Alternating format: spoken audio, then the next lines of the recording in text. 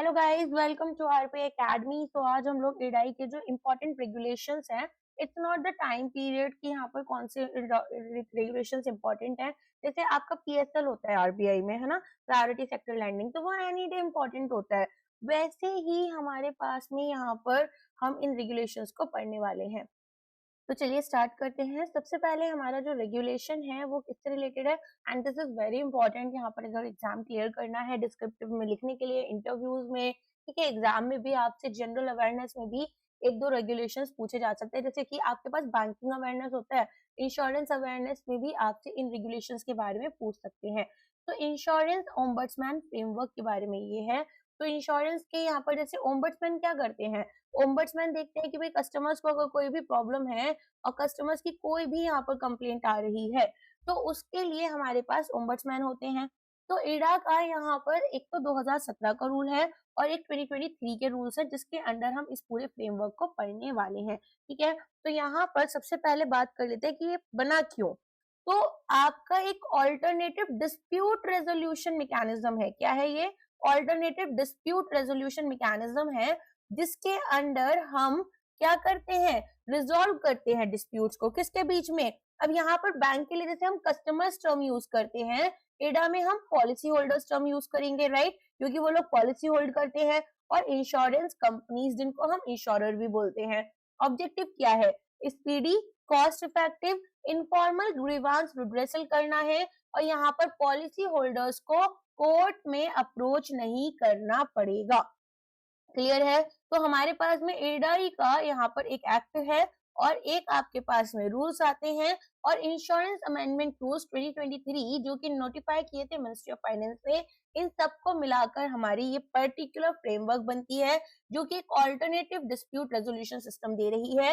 Expeditious and cost effective settlement कैसे होगा, जो कंप्लेंट्स हमारे पॉलिसी होल्डर्स की हैं। अमेंडमेंट्स इंट्रोड्यूस की गई थी इंश्योरेंस ओम्बड्समैन अमेंडमेंट रूल्स के अंडर, जिसमें कि सब्स्टिट्यूशन ऑफ अपॉइंटमेंट अथॉरिटी की बात होती है। अब यहाँ पर आपके पास में सबसे पहले तो इंश्योरेंस सिस्टम जो है वो 3 लीगल रिक्वायरमेंट्स में काम कर रहा है, ये आपको समझ में आया। एक तो आपका एडा का, ठीक है, कि भाई एडाई जो है वो एक इंश्योरेंस रेगुलेटर है, सुपरवाइज करेगी इंश्योरेंस कंपनीज को, इंटरमीडियरीज को, ग्रीवांस रिड्रेसल मैकेनिज्म करेगी, यूज करेगी।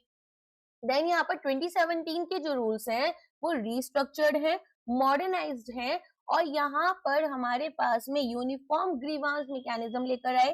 कैसे ऑनलाइन कंप्लेंट्स फाइल करनी है, जुरिस्डिक्शन को एक्सपेंड करोगे, और प्रोसीजर्स यहाँ पर मीडिएशन एंड अवार्ड्स के लिए हम पढ़ते हैं। इंश्योरेंस ओम्बड्समैन अमेंडमेंट रूल्स जो आए थे, वो यहाँ पर अपॉइंटमेंट अथॉरिटी, किस तरीके के यहाँ पर अवार्ड्स देने हैं, अवार्ड मतलब जो पनिशमेंट दी जाती हैं, प्रोसीजरल टाइमलाइंस, मीडिएशन एम्फेसिस, ये सारी चीजें हम पढ़ने वाले हैं। तो हमारे पास में यहाँ पर बैंक बोर्ड ब्यूरो जो है, इनको हमने रिप्लेस करा है फाइनेंशियल सर्विस इंस्टीट्यूशन ब्यूरो के साथ में, constituted by ministry of finance wide resolution 1 जुलाई 2022। ठीक है, तो हमारे पास में एक इंस्टीट्यूशनल स्ट्रक्चर बनता है, इसमें हमारे पास में अब आप देखेंगे कि किस तरीके से पूरा इस सिस्टम को तैयार किया जाता है। अब रेजिग्नेशन की भी बात की गई है यहाँ पर, कि अगर इंश्योरेंस ओम्बड्समैन को रिजाइन करना है तो यहाँ पर उनको कम से कम रिटन नोटिस देना होगा 90 दिन के लिए। ठीक है, जो नोटिस पीरियड है वो इनका यहाँ पर 90 डेज का रहेगा to the council for insurance ombudsman. और हमारी जो काउंसिल है वो नोटिस पीरियड को वेव भी कर सकती है, मतलब आपको कोई नोटिस पीरियड सर्व नहीं करना, या तो यहाँ पर पार्शियली या फुल्ली, राइट, अपने डिस्क्रिप्शन पर। और जो लास्ट वर्किंग डे होगा नोटिस का, अगर वो एक हॉलीडे पर होता है तो ये हमारा नेक्स्ट वर्किंग डे के लिए रहेगा। ठीक है, तो मान लो अगर संडे को हमारे 90 डेज कंप्लीट हो रहे हैं, तो आपको मंडे तक काम करना पड़ेगा and then you can leave. तो यहाँ पर रिमूवल की बात कर लेते हैं। जो पेंशन डिडक्शन क्लॉज है, रूल 10(1) में जो प्रोविजन था कि डिडक्शन होगा पेंशन का, जो हमने सेंट्रल या स्टेट गवर्नमेंट से लिया है from the salary of ombudsman, वो भी हटा दिया गया है। तो अब यहाँ पर जो ओम्बड्समैन को सैलरी मिलती है उस पर से पेंशन कट नहीं होगी। तो आपको क्या क्या चीजें समझ में आई, कि जो इंश्योरेंस ओम्बड्समैन का ऑफिस है वो क्वाजी जुडिशियल इंडिपेंडेंट अथॉरिटीज, यहाँ पर इंडिपेंडेंट ठीक है। क्वाजी जुडिशियल अथॉरिटीज जो होती हैं वो सभी कंप्लेंट्स को हैंडल करेंगी, और हमारे पास में यहाँ पर इंडिया के पास में मल्टीपल ओम्बड्समैन ऑफिसेज हैं। जो काउंसिल फॉर इंश्योरेंस ओम्बड्समैन है, CIO, वो यहाँ पर ओम्बड्समैन का ऑफिस, उनका administration, resignation notices and coordinate करती है ग्रीवांस रिड्रेसल को। इसके बाद में फाइनेंशियल सर्विस इंस्टीट्यूशन ब्यूरो जो है ये अपॉइंटमेंट करती है ओम्बड्समैन का 2023 की अमेंडमेंट के बाद में। तो कुछ मेजर अमेंडमेंट जो इंट्रोड्यूस की गई 2023 में, पहली अपॉइंटमेंट से रिलेटेड थी कि यहाँ पर पहले जो बैंक बोर्ड ब्यूरो था वो अपॉइंट कर रहा था, अब हमारे पास फाइनेंशियल सर्विस इंस्टीट्यूशन ब्यूरो जो है वो अपॉइंट करेगा इन लोगों को। ठीक है, इतना क्लियर हो गया। चलिए नेक्स्ट पार्ट यहाँ पर देखते हैं, रूल अफेक्टेड। तो रूल हमारे पास 7(2) होगा, और रीजन क्या है कि गवर्नमेंट रिप्लेस कर रही है ट्रिपल गो विद FSIB इन जुलाई 2022, जिसमें की अपॉइंटमेंट फाइनेंशियल इंस्टीट्यूशंस में होगी।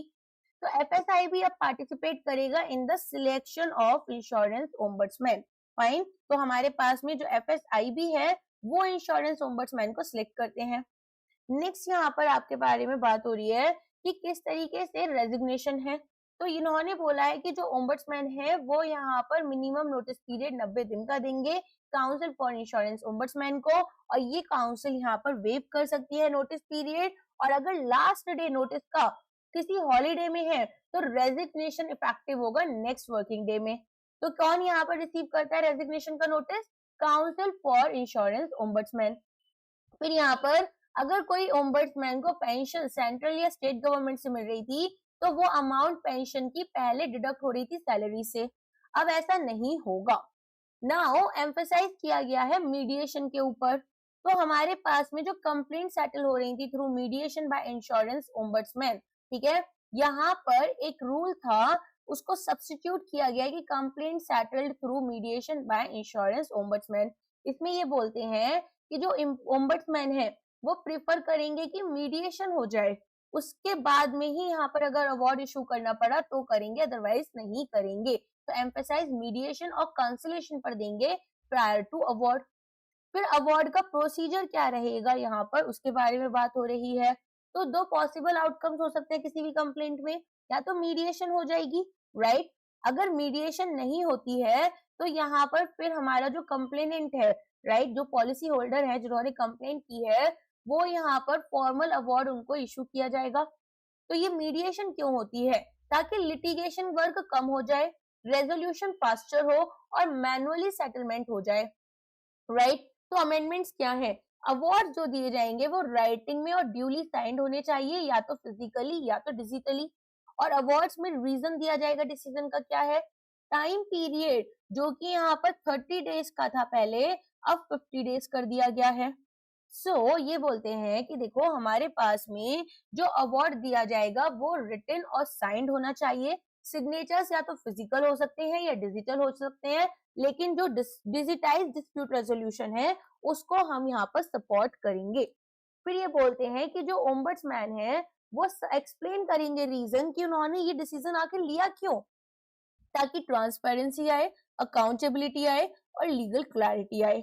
और यहाँ पर टाइम पीरियड चेंज किया गया है 50 डेज के लिए। तो यहाँ पर ये बोलते हैं कि जो हमारे पास टाइम रहेगा for completion of award procedure वो कितना रहेगा?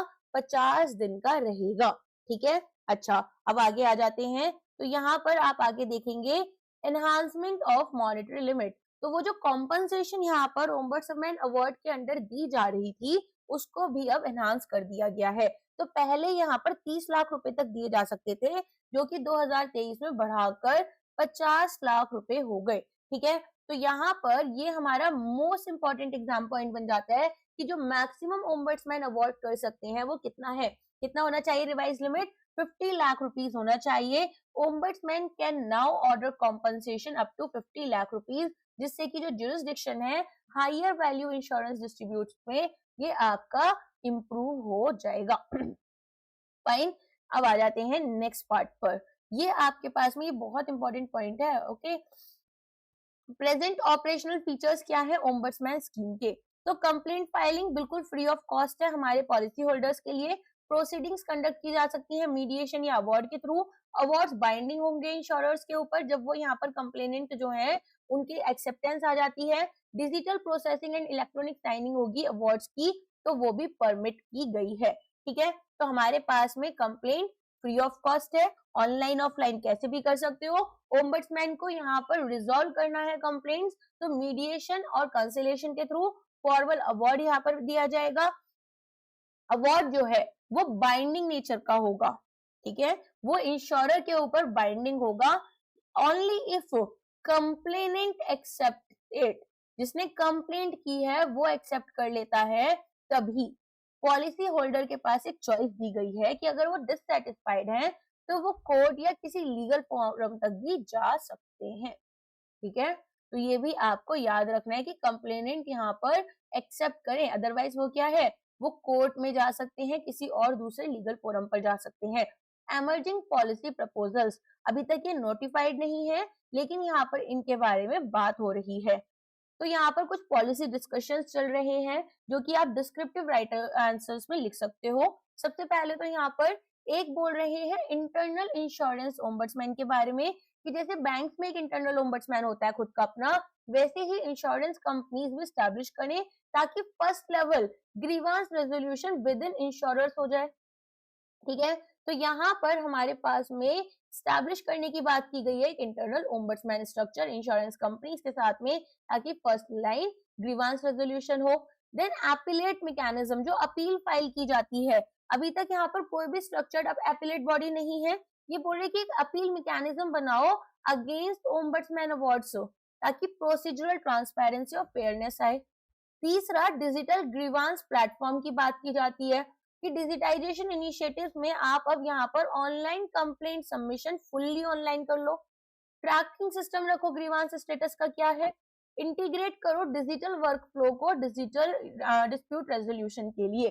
तो यहाँ पर फुल्ली ऑनलाइन कंप्लेंट फाइलिंग होनी चाहिए, कंप्लेंट ट्रैकिंग सिस्टम होगा, इंटीग्रेटेड डिस्प्यूट रेजोल्यूशन प्लेटफॉर्म होगा, और यहाँ पर जो लिमिट अभी 50 लाख गई है उसको बोला गया है कि अब पॉलिसी मेकर्स जो है रिव्यू कर इसको फर्दर भी रिवाइज कर सकते हैं। ऑल्दो यहाँ पर कोई ऑफिशियल अमेंडमेंट इसके रिगार्डिंग नहीं आई है। फाइन, एग्जामिनेशन के लिए आपको कुछ पॉइंट्स याद रखने हैं। एफएसआईबी जो है उसने बैंक बोर्ड ब्यूरो को यहाँ पर रिप्लेस कर दिया है। अगर अपॉइंटमेंट की बात करें, कॉम्पनसेशन लिमिट बढ़ा दी गई है, डिजिटल साइनिंग अवार्ड्स की परमिट कर दी गई है, मीडिएशन यहाँ पर एक्सप्लिसिटली रिकॉग्नाइज किया गया है अवार्ड से पहले, पेंशन डिडक्शन प्रोविजन यहाँ पर रिमूव कर दिया गया है, और 50 डेज का पीरियड जो था अब वो इंट्रोड्यूस किया गया है अंडर अमेंडेड रूल। ठीक है, नेक्स्ट यहाँ पर डी नोटिफिकेशन हुआ है जनरल इंश्योरेंस टैरिफ का, तो ये आपका 20 मार्च 2024 में आया था। तो इसको थोड़ा सा समझते हैं कि क्या यहाँ पर बोला जा रहा है। तो सबसे पहले तो यहाँ पर जनरल इंश्योरेंस के ऊपर कुछ टैरिफ्स लग रहे थे, ठीक है, उनको डी नोटिफाई किया गया है। तो ये बोल रहे हैं कि अब जो टैरिफ हमारी टैरिफ एडवाइजरी कमिटी या फ्रेम करती है उनको हम डी नोटिफाई कर रेगुलेटर को एम्पावर कर रहे हैं। अर्लियर जो टैरिफ्स होते थे वो section 64 UC of insurance act के अंडर क्रिएटेड थे, लेकिन अब इस सेक्शन को लेटर हमने ऑमिट कर दिया, और जो 2024 का नोटिफिकेशन है वो फॉर्मली रिमूव कर रहा है रिमेनिंग टीएसी फ्रेमवर्क को। तो यहाँ पर आप देखेंगे हिस्टोरिकल रेगुलेटरी बैकग्राउंड हमारे पास क्या है। तो सबसे पहले तो ये टैरिफ क्या है ये समझ में आता है, कोई भी premium rate, policy terms, clauses, warranties, underwriting conditions जो कुछ इंश्योरेंस प्रोडक्ट्स के लिए रहती हैं, तो ये हमारी इंश्योर कर रही थी कि यूनिफॉर्म प्राइसिंग हो अक्रॉस इंश्योरर्स। ठीक है, तो यहाँ पर इंडिया ने धीरे धीरे मार्केट बेस्ड प्राइसिंग की तरफ जाना शुरू किया। तो दिसंबर 2006 में क्या होता है, जो टैरिफ प्रीमियम रेट थे वो हटा दिए गए, और फिर कुछ एलिमेंट जैसे कि पॉलिसी की वर्डिंग्स, क्लॉजेस, वारंटीज, कंडीशंस, ये हमने इंश्योरेंस क्लासेस में लगा कर रखे। अब इनको फुल्ली रिमूव करा गया 2024 में, और 1 अप्रैल 2024 को एक नोटिफिकेशन आता है जिसमें बोलते हैं कि ये जो टैरिफ सिस्टम है अब इसका कोई भी रेगुलेटरी फोर्स नहीं रहेगा, जितने भी रिमेनिंग टीएसी टैरिफ्स थे अक्रॉस मेजर इंश्योरेंस सेगमेंट्स वो हटा दिए जाते हैं। अब एक बार हम सभी यहाँ पर इंश्योरेंस के जो टैरिफ्स है उनको देख लेंगे। ये बस आपको मैंने मोटा मोटा बता दिया, इसमें यही कहानी सारी लिखी हुई है, जिसको डी नोटिफाई कर दिया गया है। ये यहाँ से पार्ट पढ़ना। फायर इंश्योरेंस टैरिफ्स, तो यहाँ पर इन्होंने बोला है कि जो टैरिफ्स थे प्रीवियसली इंडस्ट्रियल और कमर्शियल फायर रिस्क से रिलेटेड, उसमें हमने केवल यहाँ पर जो ऑल इंडिया फायर टैरिफ था, इंडस्ट्रियल ऑल रिस्क टैरिफ था, कॉन्सिक्वेंशियल लॉस टैरिफ था, पेट्रोकेमिकल टैरिफ था, लिस्ट ऑफ हजार्डस गुड्स था, ठीक है, इन सब के ऊपर से टैरिफ हटा दिया है। और ऑल इंडिया फायर टैरिफ 2001 जो था वो पहले ही हटा दिया गया था। तो अब वो ये जो पूरा का पूरा फ्रेमवर्क है ये ही यहाँ पर एलिमिनेट हो गया। फिर मोटर इंश्योरेंस में तो ये बोलते हैं कि ऑल इंडिया मोटर टैरिफ, इसके अलावा यहाँ पर आपके पास में जो टैरिफ रिमूव किए गए हैं इनमें हम motor premium rating, policy structures, liability coverage इन सब को लेकर चलते थे, अब ये सब ही हटा दिए गए हैं। फाइन, क्लियर हो गया इतना। नेक्स्ट आ जाते हैं इंजीनियरिंग इंश्योरेंस टैरिफ। तो several specialised engineering risk tariffs भी हटा दिए गए हैं, जैसे कॉन्ट्रैक्टर्स के थे, machinery, electronic, civil engineering, erection all risk storage cum erection insurance, loss of profit, ठीक है, बॉयलर का था, डिटोरिएशन ऑफ स्टॉक्स का था, तो वो सभी चीजें यहाँ पर हटा दी गई हैं। ठीक, मिसलेनियस इंश्योरेंस, वर्कमैन का कॉम्पनसेशन इंश्योरेंस टैरिफ हटा दिया गया, मरीन में टी टैरिफ हटा दिया गया, तो ये हटा दिए गए हैं। अब आप कहेंगे कि जो चीजें हटा दी गई हैं वो हम क्यों पढ़ रहे हैं, क्योंकि आपके पास क्वेश्चन आ सकते हैं कि ये सब टैरिफ्स इंक्लूडेड है and then you will get confused, but because 2024 से 26 के बीच में कोई एग्जाम नहीं हुआ है तो एक जल्दी जल्दी देखने वाली चीज है, 5 मिनट में देख लेंगे, बट एटलीस्ट हमें पता रहेगा कि क्या चीजें हट गई हैं, है ना। चलो, रेगुलेटरी इफेक्ट जो है वो 1 अप्रैल से था। टैरिफ अब यहाँ पर कोई भी रेगुलेटरी फोर्स नहीं रखेंगे, तो इंश्योरर्स को टीएसी पॉलिसी स्ट्रक्चर के साथ में बाउंड नहीं किया गया है। अब वो अपने कस्टमाइज प्रोडक्ट्स निकाल सकते हैं, तो वो premium rates, policy clause, underwriting condition in सभी को डिटरमिन कर सकते हैं रिस्क बेस्ड प्राइसिंग के अकॉर्डिंग। अच्छा, अब ये जो डी नोटिफिकेशन हुआ है इसके बाद भी इंश्योरर्स लीगेसी टैरिफ प्रोडक्ट्स के लिए मना नहीं कर सकते हैं। लीगेसी टैरिफ प्रोडक्ट्स क्या है, देखो ये याद रखना कि हमारे पास में अगर एक पॉलिसी होल्डर ने बोला कि भाई मेरे को एक एग्जिस्टिंग टैरिफ प्रोडक्ट मिला हुआ था, तो इंश्योरेंस कंपनी जो है उनको वो तो कंटिन्यू रखना पड़ेगा। मैंने पॉलिसी खरीद ली थी 2022 में, उसमें जो टैरिफ थे वो तो आपको कंटिन्यू रखने ही पड़ेंगे, ठीक है। तो सडन विड्रॉल नहीं होगा फैमिलियर प्रोडक्ट्स का। तो जितने भी यहाँ पर टैरिफ सिस्टम एंड हुए हैं, गवर्नेंस शिफ्ट हो जाएगी प्रोडक्ट रेगुलेशन की तरफ, और हमारे पास में एडा की इंश्योरेंस प्रोडक्ट रेगुलेशन लगेगी और मास्टर सर्कुलर प्रोडक्ट गाइडलाइंस आई थी वो लगेगी। फाइन, तो यहाँ पर हमारे पास में टीएसी इरा रेगुलेशन जो थी वो अब एक मार्केट ड्रिवन प्राइसिंग फ्रेमवर्क बन गई है। आपसे पूछा जाए कि क्या यहाँ पर इम्प्रूवमेंट हुए हैं पिछले 5 साल में, है ना, इंश्योरेंस रिलेटेड, तो आप यहाँ पर इसके बारे में बता सकते हैं कि डी टैरिफ हुआ था, और डी टैरिफ में इस तरीके से हमने यहाँ पर एक ग्रेटर रिस्पॉन्सिबिलिटी इंश्योरर्स के ऊपर रखी कि वो रिस्क बेस्ड प्राइसिंग करे और पॉलिसी की स्ट्रक्चरिंग करें। तो जो नोटिफिकेशन है वो section 64 ULA 1 of insurance act 1938 के अंडर आया था। क्लियर है। और यहाँ पर एडाई इंश्योरेंस प्रोडक्ट रेगुलेशन जो है वो अब गवर्निंग फ्रेमवर्क बन चुकी है।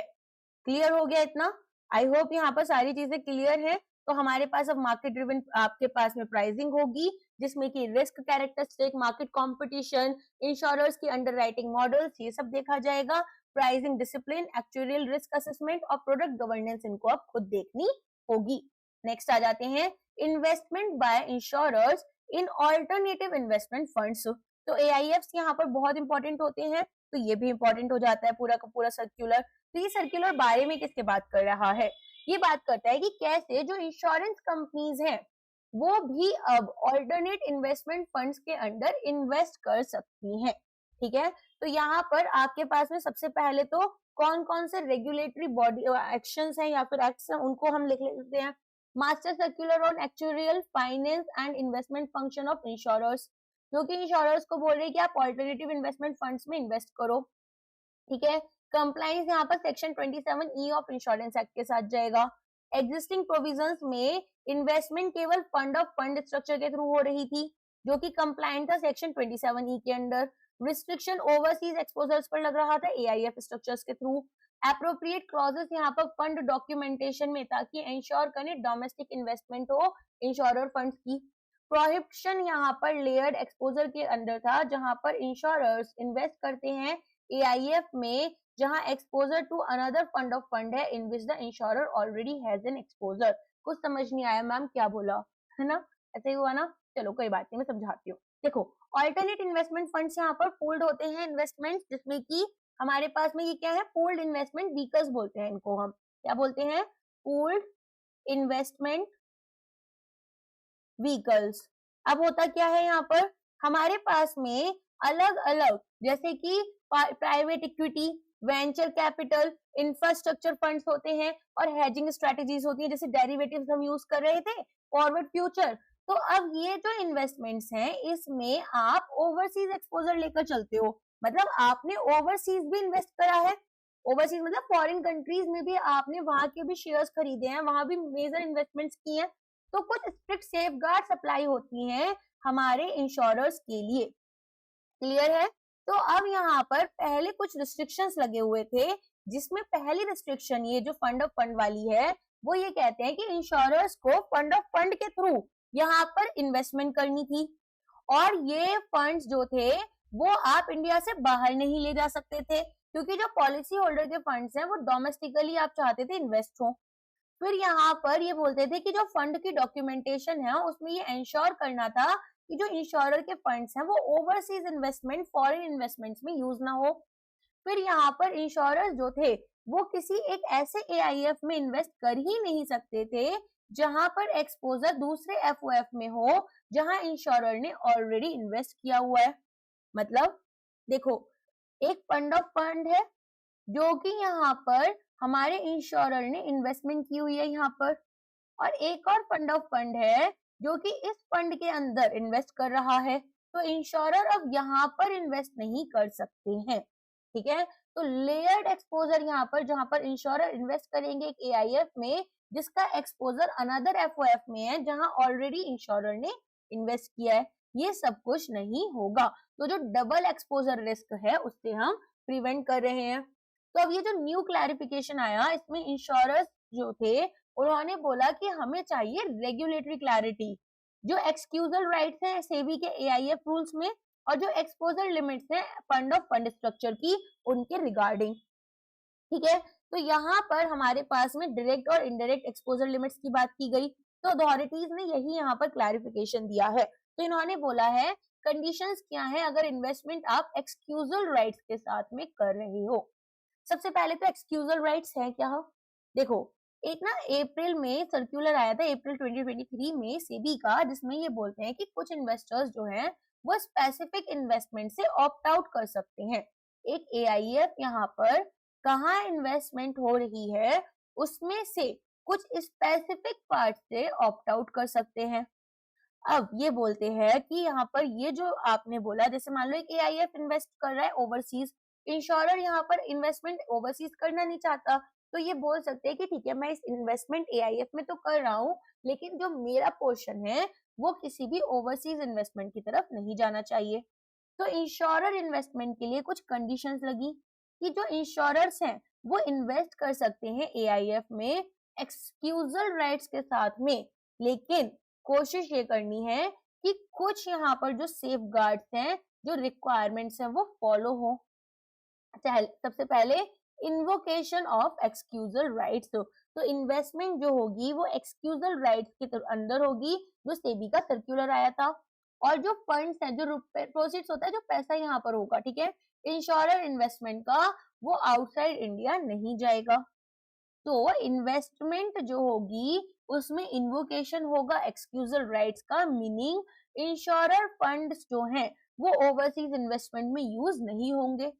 फिर डिक्लेरेशन बाय इंश्योरर, तो जब आप यहाँ पर इन्वेस्टमेंट कर रहे हो, ठीक है, तो ऐसी सिचुएशन में इंश्योरर एक डिक्लेरेशन देंगे, ठीक है, यहाँ पर इंश्योरर को एक डिक्लेरेशन देनी है सेक्शन 27E के अंडर, जिसमें कि वो बोलेंगे कि यहाँ पर हमारा रीजन क्या है for non participation in overseas investment.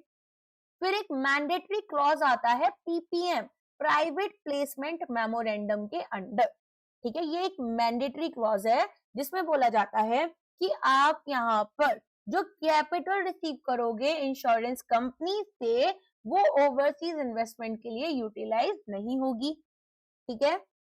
और अब यहाँ पर ये ही बात जो है वो सर्टिफाई की जाएगी एक एआईएफ स्टैट्यूटरी ऑडिटर के थ्रू। तो जो स्टैट्यूटरी ऑडिटर है एआईएफ के, वो सर्टिफाई करते हैं कि जो इंश्योरर कैपिटल है वो ओवरसीज एसेट्स में इन्वेस्ट नहीं हो रही। ठीक है, तो हमें यहाँ पर ऑडिटर का सर्टिफिकेशन भी चाहिए, और वो ऑडिटर कौन होने चाहिए? एआईएफ के स्टैट्यूटरी ऑडिटर होने चाहिए। फिर यहाँ पर आपके पास में एक कंप्लायंस सर्टिफिकेट की भी बात लगती जाती है एआईएफ से, जिसमें ये बोलते हैं कि जो एआईएफ है वो कंफर्म करेगी कि ओवरसीज इन्वेस्टमेंट जो हुई हैं, ठीक है, उनका डिस्क्लोजर दे, वैलिड इन्वोकेशन होनी चाहिए एक्सक्यूजल राइट्स की, और कोई भी कॉस्ट ओवरसीज इन्वेस्टमेंट की इंश्योरर के ऊपर चार्ज नहीं की जाएगी।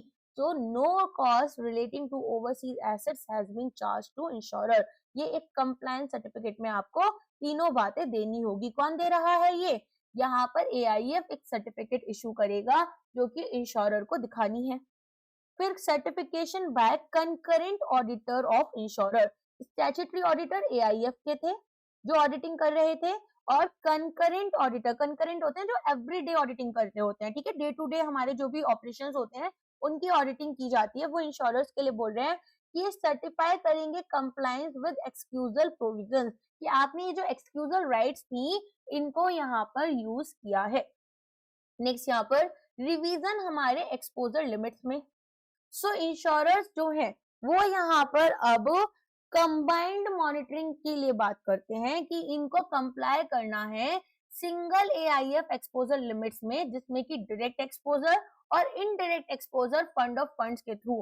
तो यहाँ पर कंसेंट्रेशन रिस्क नहीं होना चाहिए, जो मैंने अभी समझाया था ना आपको कि हमने किसी एक फंड ऑफ फंड में इन्वेस्ट करा और यहाँ पर हमने उसके बाद में फिर दोबारा से एक फंड ऑफ फंड में इन्वेस्ट करा, पहले ए में करा फिर बी में करा, और ये जो बी है ये अपने प्रोसीड्स फिर से ए में कर रही है। तो इंश्योरर तो क्योंकि यहाँ पर ऑलरेडी इन्वेस्ट कर चुका है, तो दोबारा ये आपका अमाउंट यहाँ नहीं जाना चाहिए। ऐसे फंड्स में इंश्योरर इन्वेस्ट नहीं करेगा, ताकि जो कंसंट्रेशन रिस्क है कि आप एक ही फंड्स में एक ही जगह पर ज्यादा से ज्यादा अपनी इन्वेस्टमेंट्स कर रहे हो, तो अगर मान लो ये फंड यहाँ पर फेल कर जाता है, लॉस में आ जाएगा, तो इंश्योरर को हैवी लॉस हो जाएंगे, वो नहीं होना चाहिए। तो कंप्लायंस यहाँ पर सिंगल एआईएफ एक्सपोजर लिमिट्स के साथ होना चाहिए, direct exposure, indirect exposure, fund of funds के थ्रू।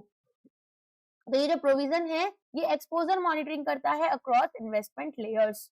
डॉक्यूमेंटेशन फ्रेमवर्क, तो हमें यहाँ पर स्टैट्यूटरी कंप्लायंस करना है। Following provision shall be embedded in fund documentation. क्या क्या चीजें हैं यहाँ पर? देखो, स्टैट्यूटरी एक्सक्लूजन क्लॉज, पीपीएम जो है वो यहाँ पर डिफाइन करेंगे रिस्ट्रिक्टेड पॉलिसी होल्डर की कैपिटल। जो कैपिटल है वो ओवरसीज इन्वेस्टमेंट में आप यूज नहीं कर रहे हो। तो प्राइवेट प्लेसमेंट मेमोरेंडम डिफाइन कर रहे हैं रिस्ट्रिक्टेड पॉलिसी होल्डर कैपिटल, जिसमें वो स्पेसिफाई करेंगे कि ये कैपिटल इन्वेस्टमेंट्स के लिए फॉरेन या आउटसाइड इंडिया यूज नहीं होगी। डीम्ड एक्सक्यूजल कन्वेनेंट कॉन्ट्रीब्यूशन एग्रीमेंट, अब ये क्या है?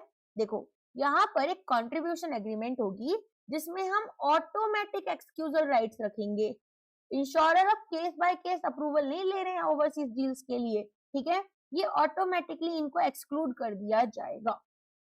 तो ये इनकॉर्पोरेट करेंगे स्टैंडिंग एक्सक्यूजल राइट्स, जो नीड है कि भाई डील स्पेसिफिक अप्रूवल्स हैं वो जरूरत नहीं पड़ेगी।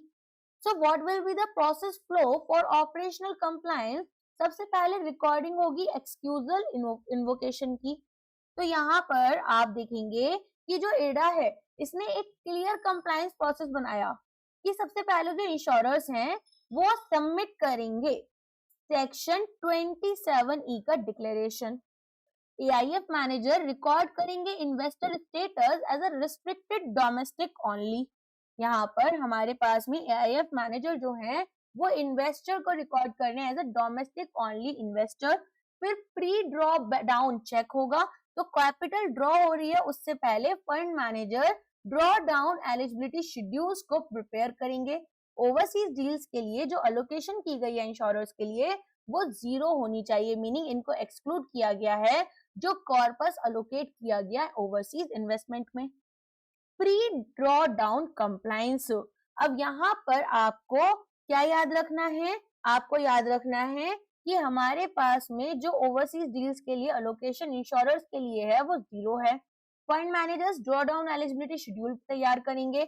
यहाँ पर नेगेटिव अश्योरेंस स्टेटमेंट होनी चाहिए कंफर्मिंग की सोर्स ऑफ फंड जो है वो नॉन इंश्योरर इन्वेस्टर्स की तरफ से आए हैं। ठीक है। रिपोर्टिंग रिक्वायरमेंट्स, रिपोर्टिंग रिक्वायरमेंट्स में आपको क्वार्टरली रिपोर्ट करना है इंश्योरर्स को, जिसमें टोटल ओवरसीज इन्वेस्टमेंट फंड ने एक्चुअल में कितनी की थी, जो ओवरसीज यहाँ पर इन्वेस्टमेंट हुई है उसमें कैपिटल आपने इंश्योरर से जो ड्रॉ की वो नील है, और बेनिफिशियल इंटरेस्ट यहाँ पर इंश्योरर का इन ओवरसीज एसेट्स में 0 होना चाहिए। तो ओवरऑल समझ में आया क्या हुआ। यहाँ पर हमारे पास में इंश्योरर ने 27E का डिक्लेरेशन दिया और एआईएफ मैनेजर रिकॉर्ड करेंगे इन्वेस्टर को as domestic only investor. Insurer क्या है, इंश्योरेंस कंपनी क्या है, एक डोमेस्टिक ओनली इन्वेस्टर है, मीनिंग केवल डोमेस्टिक इन्वेस्टमेंट्स करेगी। और कैपिटल ड्रॉ होगी उससे पहले ही हमारे पास में फंड मैनेजर को एक ड्रॉ डाउन एलिजिबिलिटी शेड्यूल, ये नाम है इसका शेड्यूल का, ये तैयार करना है। ओवरसीज डील्स के लिए जो अलोकेशन की जा रही है वो 0 होनी चाहिए, और जो रिपोर्टिंग होगी क्वार्टरली रिपोर्टिंग होगी टोटल ओवरसीज इन्वेस्टमेंट फंड की। यहाँ पर इंश्योरर कैपिटल जो हमने यूज किया ओवरसीज एसेट्स के लिए वो नील होनी चाहिए, और इंश्योरेंस जो है उनको कोई भी बेनिफिशियल इंटरेस्ट यहाँ पर ओवरसीज एसेट्स में नहीं होना चाहिए। क्लियर हो गया।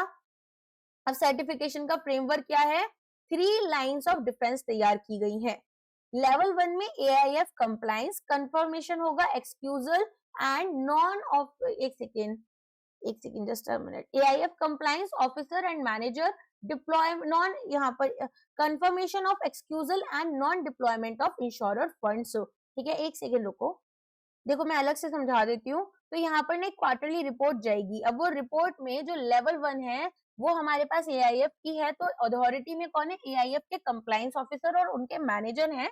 कंफर्मेशन यहाँ पर ये होगी कि एक्सक्यूजल आपकी जो राइट थी उसकी भी, और यहाँ पर जो इंश्योरर के फंड्स है उनका नॉन डिप्लॉयमेंट किया गया। अब ये जो आपको यहाँ पर रिपोर्टिंग करनी है ये क्वार्टरली करनी है। ठीक है, क्वार्टरली मतलब हर 3 महीने में एक बार करनी है। फिर लेवल 2 में हमारे पास स्टैट्यूटरी ऑडिटर आ जाते हैं एआईएफ के, जो कि वेरिफिकेशन करेंगे कि यहाँ पर जो इंश्योरर की कैपिटल है उसको हमने नॉन इंश्योरर के कैपिटल से सेग्रीगेट कर दिया है, और ये एनुअल रिपोर्टिंग होगी। और insurers current and internal auditor जो हैं वो वेरिफिकेशन करेंगे कि कोई भी ओवरसीज कैश आउटफ्लो नहीं हुआ है, जो कि क्वार्टरली और एनुअली कर रहे हैं। अब ये सब हम क्यों कर रहे हैं, मेकिंग श्योर कि पॉलिसी होल्डर्स की जो इन्वेस्टमेंट है वो डोमेस्टिकली इन्वेस्ट हो, ना कि ओवरसीज। ठीक है, समझ में आ गया। तो हमारे पास में ऑपरेशनल रिस्पॉन्सिबिलिटीज में सबसे पहले बात करते हैं ऑल्टरनेट इन्वेस्टमेंट फंड के कंप्लायंस ऑफिसर और कंप्लायंस मैनेजर की, सॉरी मैनेजर की, कंप्लायंस मैनेजर नहीं है, केवल मैनेजर है, एआईएफ मैनेजर। तो ये आपके day to day compliance monitoring कर रहे हैं। क्या करते हैं, ये day to day compliance monitoring करते हैं। इंप्लीमेंट करते हैं डुअल लेजर अकाउंटिंग। लेजर्स क्या होती हैं, जब जनरल हमारे पास में बनाते हैं हमने, फॉर एग्जांपल एक ग्रोसरी शॉप है, ग्रोसरी शॉप में पूरे दिन में जो जो ट्रांजेक्शन्स हुए हैं, जो भी सामान उन्होंने बेचा, कैश रिसीव किया या सामान खरीदा और कैश पे करा या उधार पर खरीदा, वो सारी चीजें जनरल में आती हैं। फिर हम अलग अलग अकाउंट्स बनाते हैं, जैसे मान लो मेरे पास मिस्टर ए कस्टमर है या फिर बी मेरे सप्लायर हैं, तो हर एक किसी के नाम से कुछ इंडिविजुअल अकाउंट्स बनाए जाते हैं, ये होता है लेजर। फाइन। तो यहाँ पर हमारे पास में इनका काम क्या है, इनका काम है कि ये आपका डुअल लेजर अकाउंटिंग कर रहे हैं। 0 अलोकेशन ड्रॉ डाउन नोटिस होना चाहिए ओवरसीज इन्वेस्टमेंट्स के लिए, और डील स्पेसिफिक एक्सपेंसेस को यहाँ पर एप्रोप्रिएटली टैग करना होगा।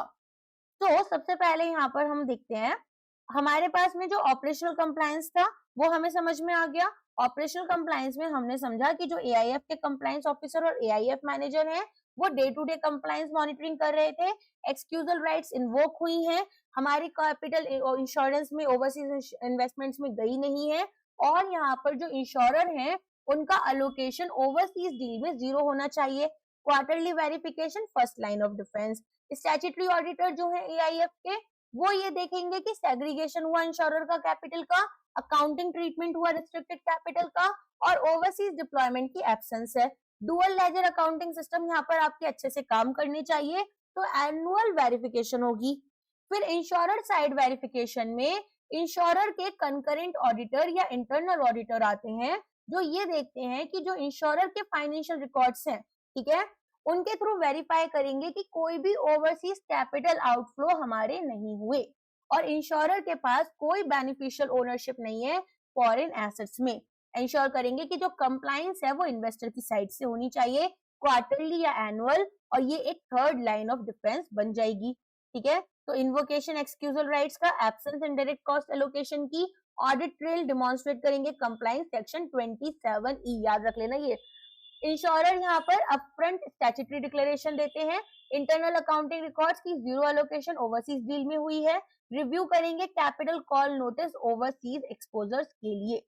ठीक है, देन यहाँ पर आपके पास में इंश्योरर ऑडिटर्स बैंक स्टेटमेंट्स देखेंगे कि ओवरसीज इन्वेस्टमेंट आउटफ्लो नहीं हुआ, zero beneficial ownership foreign assets में इंश्योरर की होनी चाहिए, अटेस्टेशन यहाँ पर प्रोवाइड करेंगे जिसमें कि कंप्लायंस सेक्शन 27E के साथ हुआ है, ऐसा उनको यहाँ पर कंफर्म करना है।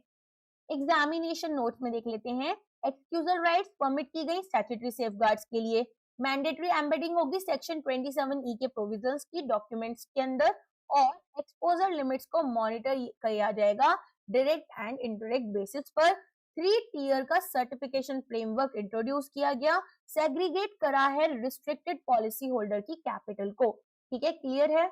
अच्छा, डुअल लेजर समझ में आया ना, किसके बारे में बात हो रही है? देखो, डुअल लेजर में हमारे पास एक तो डोमेस्टिक इन्वेस्टमेंट लेजर होता है और एक ओवरसीज जो हमने इंडिया के बाहर इन्वेस्टमेंट की है उसके लिए लेजर बनाया जाएगा। ठीक है, तो ये दो एग्जिस्ट करते हैं। इंश्योरर के जो फंड्स हैं वो आपके डोमेस्टिक इन्वेस्टमेंट्स में ही केवल अपेयर होते हैं और ओवरसीज डील्स में कोई भी आपको यहाँ पर जीरो इन्वेस्टमेंट्स करनी होगी। तो ऑडिट ट्रेल भी यहाँ पर बहुत इंपॉर्टेंट है ताकि रेगुलेटर्स वेरीफाई करें कंप्लायंस ड्यूरिंग इंस्पेक्शंस। क्लियर हो गया ना? अच्छा, ये सेक्शन 27E इंश्योरेंस एक्ट का 1938 वाला जो है उसको फॉलो कर रहा है, ये भी याद रखना। फाइन। कैपिटल कॉल नोटिस यहाँ पर कौन इश्यू कर रहा था? AIF मैनेजर्स कर रहे थे, तो उसको कौन एग्जामिन कर रहा था? इन्वेस्टर्स एग्जामिन कर रहे थे। बैंक स्टेटमेंट्स की वेरिफिकेशन हो रही थी कि कोई भी ओवरसीज कैश ट्रांसफर नहीं हुआ है, ओनरशिप वेरिफिकेशन हो रहा है ताकि जीरो बेनिफिशियल ओनरशिप हो फॉरेन एसेट्स में, और यहाँ पर अटेस्टेशन हमें देनी होगी। क्लियर है? अब तो याद हो चुका होगा सारा का सारा पार्ट यहाँ पर। चलो नेक्स्ट पार्ट पर आ जाते हैं। Implementation of prior direction on mandatory adoption of 1600 series। Now guys, हमारे पास में ना अलग अलग रेगुलेटर्स होते हैं, जैसे टेलीकॉम के लिए ट्राई है, तो अब हमारे पास में ना इंटर रेगुलेटर अडॉप्शंस भी हमें करनी होती है चीजों की। जैसे हम AIF पढ़ रहे थे, तो इसमें फंड्स में हमें जो सेबी है उसके सर्कुलर को फॉलो करना था। अब अगर यहाँ पर हमारे पास में टेलीकॉम से रिलेटेड कुछ आएगा तो ट्राई को फॉलो करेंगे। तो टेलीकम्युनिकेशन रेगुलेशंस जो कि इंश्योरर्स को अफेक्ट कर रही हैं, ये उनकी बात करते हैं। तो 16 दिसंबर 2025 में ट्राई एक्ट के अंडर एक डायरेक्शन आती है कि जो अनसॉलिसिटेड कमर्शियल कम्युनिकेशन हो रही है, इसको UCC बोलते हैं। इम्पर्सोनेशन फ्रॉड की मेरे नाम पर किसी और ने मेरे फ्रेंड से बात कर उनसे पैसे ले लिए, और स्पैम कॉल्स, इन सारी चीजों को ये एड्रेस कर रहे थे। तो इन्होंने यहाँ पर एक डेडिकेटेड नंबरिंग सीरीज निकाली जिसको 1600 सीरीज नंबर्स बोलते हैं, जो कि गवर्नमेंट और BFSI सेक्टर एंटिटीज के लिए आपकी रिजर्व कर ली गई, जिसमें बैंक, इंश्योरेंस कंपनीज और फाइनेंशियल इंस्टीट्यूशंस आते हैं। तो ये जो 1600 की सीरीज है, ये यहाँ पर फ्रॉड से बचाती है हमें, स्पैम्स को कम करती है और कस्टमर ट्रस्ट को बढ़ा रही थी। ठीक है, तो अब यहाँ पर जो IRDA है उसने एक सर्कुलर निकाला। उन्होंने बोला कि जितने भी इंश्योरर्स हैं और इंश्योरेंस इंटरमीडियरीज हैं, ठीक है, उनमें जैसे कि हमारे ब्रोकर्स हो गए, कॉर्पोरेट एजेंट्स हो गए, TPS होते हैं ना, थर्ड पार्टी एडमिनिस्ट्रेटर्स, और वेब एग्रीगेटर्स, उनको इसको फॉलो करना होगा। ठीक है, तो 15 फरवरी 2026 से इनको इसको फॉलो करना है। अब थोड़ा सा पहले रीड कर लेते हैं थियरी को, फिर आगे बढ़ेंगे। तो कर्व करने के लिए अनसॉलिसिटेड कमर्शियल कम्युनिकेशन प्रिवेंट करना था हमें, इम्पर्सोनेशन बेस्ड फ्रॉड, और कस्टमर ट्रस्ट को यहाँ पर या कंज्यूमर ट्रस्ट को एनहांस करना था। ट्राई ने एक डायरेक्शन निकाला 16 दिसंबर 2025 में under the try act 1997। Directions mandate कर रही थी कि आपको 1600 सीरीज नंबरिंग फॉलो करनी है। ठीक है, अब जो भी ट्रांजेक्शनल वॉइस कॉल्स यहाँ पर एंटिटीज एडा ने जो रेगुलेट करनी है, एडाई की रेगुलेटेड एंटिटीज के अंडर इनको फॉलो करना है। तो ये आपका हिंदी में हल्का सा दे रखा है, वही सारा पार्ट ना हिंदी और इंग्लिश दोनों में दे रखा होता है, तो ये थोड़ा सा गलती से मुझसे कॉपी हो गया है। चलिए आगे देखते हैं। एप्लीकेबिलिटी जो सर्क्यूलर है वो अप्लाई करते हैं सभी इंश्योरर्स के ऊपर। इंश्योरेंस इंटरमीडियरीज रेगुलेटेड होते हैं बाय एडाई। मैंडेटरी कंप्लायंस रिक्वायरमेंट्स, तो जो एंटिटीज हैं वो इंश्योर करेंगी अडॉप्शन टाइमलाइन और माइग्रेट करेंगी 1600 सीरीज नंबर्स जो कि यहाँ पर कंप्लीट होते ऑन और बिफोर 15 फरवरी 2026। तो यहाँ पर हमारे पास में नंबरिंग सिस्टम में जो फ्रॉडस्टर्स इंपर्सोनेट करते हैं बैंक्स को, इंश्योरेंस कंपनीज को रैंडम नंबर्स यूज कर हम उनको यहाँ पर ठीक है प्रिवेंट कर रहे हैं। ये एक डेडिकेटेड सीरीज जो है कस्टमर्स को हेल्प करेगी कि जेन्युइन कॉल्स को वो आइडेंटिफाई करें। फिर जो प्रमोशनल टेलीमार्केटिंग यूजेस हैं उसमें आपको डिफरेंट नंबरिंग सीरीज यूज करनी है। 1600 सीरीज यहाँ पर सर्विस कॉल और मार्केटिंग कॉल्स को सेपरेट करती है एंड कस्टमर्स को 1600 कॉल्स आएंगी तो लेजिटिमेट इंस्टीट्यूशनल कम्युनिकेशन का पता चल जाएगा। तो जितने भी इंश्योरर्स, इंश्योरेंस इंटरमीडियरीज हैं उन पर ये लगेंगी और हम यहाँ पर कंप्लीट कर लेंगे माइग्रेशन 15 फरवरी 2026 तक। इसके बाद में जो ओल्डर नंबर्स थे वो यूज नहीं किए जा सकते। इसके बाद में जो डेडलाइन है उसमें ये बोला गया कि जो सर्विस और ट्रांजेक्शनल कॉल्स हैं वो बाकी किसी भी नंबर के द्वारा आप नहीं करोगे and the restriction will apply even if the customer has given consent. ठीक है, अगर आपने कस्टमर का एक्सप्लिसिट इम्प्लिसिट कोई भी कंसेंट ले लिया तो भी यहाँ पर रिस्ट्रिक्शन तो लगा रहेगा। तो नो सर्विस और transactional voice call shall be initiated by from any number other than those allocated under the 1600 series, irrespective of explicit or inferred customer consent. Then regulatory action for non-compliance. तो अगर यहाँ पर आप comply नहीं कर रहे हो तो ट्राई क्या करेगी, ट्राई यहाँ पर इसको अनरजिस्टर्ड टेलीमार्केटर्स की तरह ट्रीट करेगी और नॉन कंप्लायंस के अंडर एक्शन ट्रिगर किया जाएगा और एडा क्या करेगा, वो यहाँ पर सुपरवाइजरी एक्शन ट्रिगर कर देगा, इनिशिएट कर देगा और कंप्लायंस इन्वेस्टिगेशन।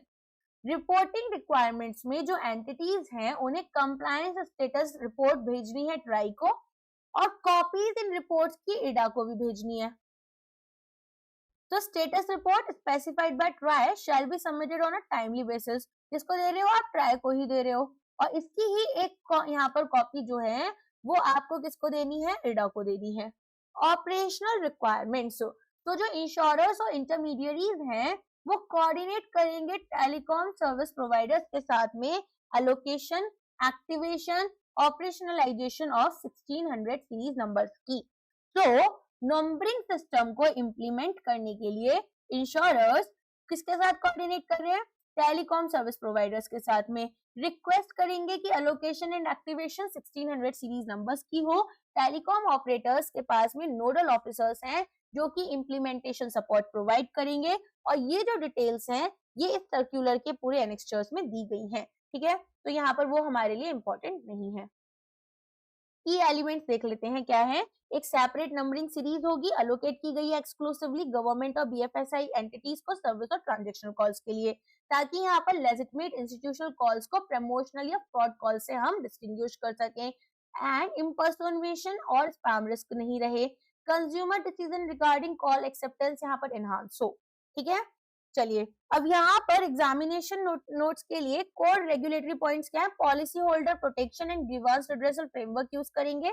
मैंडेटरी अडॉप्शन हो रहा है 1600 सीरीज का transactional and service voice calls के लिए। इफेक्टिव डेडलाइन यहाँ पर 15 फरवरी 2026 है। नॉन 1600 नंबर्स प्रोहिबिटेड हैं for such calls after the deadline. TRAI enforcement provisions applicable रहेंगे in addition to adai supervision action.